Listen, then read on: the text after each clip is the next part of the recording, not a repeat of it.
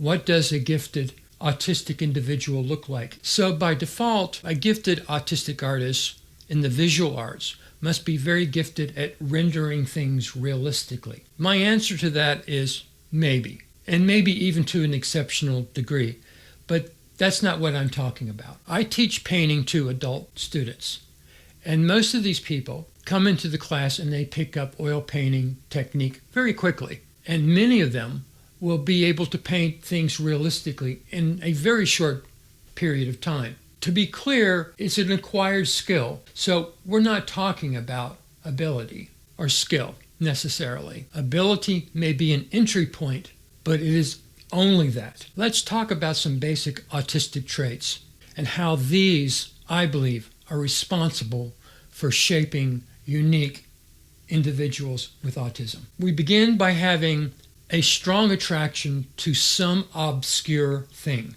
and seeing in that obscure thing something that no one else values. Let me repeat that. What they are attracted to is something that no one else is interested in. This obscure thing becomes an obsession, and the person obsessing over it does not want to be interrupted or distracted. Life becomes about this thing and protecting this thing, reducing the normal world to a backdrop where this backdrop supplies the least amount of friction to your thing. So the first thing you need to do is compartmentalize your friends and family, again, to protect your thing. You may eat the same foods every day because it's just too much bother to make new selections.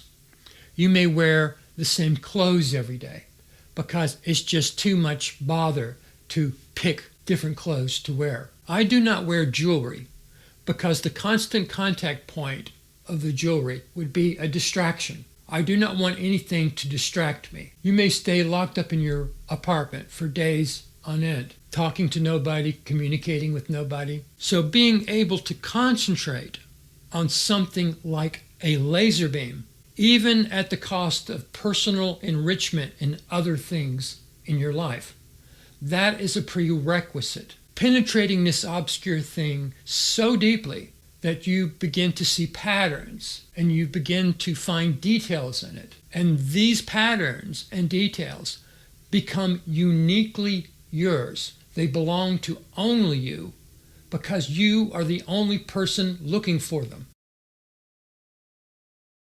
Some sort of anxiety is common with people with autism. So very often you'll come up with a workaround or solution to these anxieties. And this is the strange part. Very often the anxiety will get incorporated into the obscure thing. Anxieties, and often a long list of them, if you have autism, will get recontextualized as coping mechanisms. Social anxiety, for example, may get turned into a form of voyeurism. Autistics are natural outsiders. They may be self-taught or provincial, but they are generally oppositional thinkers. They are not afraid of taboos, and they are not intimidated by social norms or cultural norms. They are reverse engineers, and because they are outsiders, they break down the things that interest them and put them back together again in new ways. This brings up probably the most important point: associative thinking, the ability to bring together ideas that are unrelated in interesting and creative ways. Let me also say that autistics tend to be attracted to the same sorts of things.